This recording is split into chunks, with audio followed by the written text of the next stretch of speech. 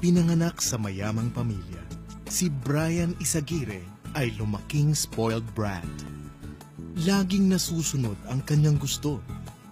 Lagi rin siyang nakakalusot sa kanyang mga kalokohan.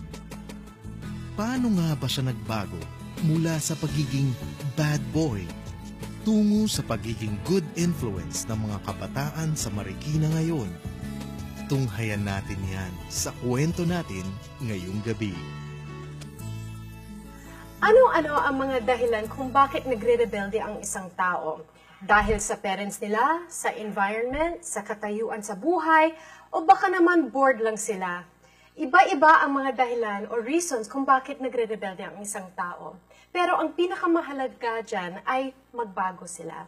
Magandang gabi po sa inyong lahat. Ako po si Donita Rose at inaanyayahan ko kayong lahat na sumama sa amin ngayon para alamin ang buhay ni Brian Izaguirre mula sa pagiging pasaway patungo sa pagiging mabuting tagasunod ng Panginoon. Sige, abangan niyo po yan dito sa U-Turn, where you live, you learn. Consultant on Youth Development ako ni Mayor Marites Fernando. At the same time, ako ay trainer ng Volunteers Management Office under her program.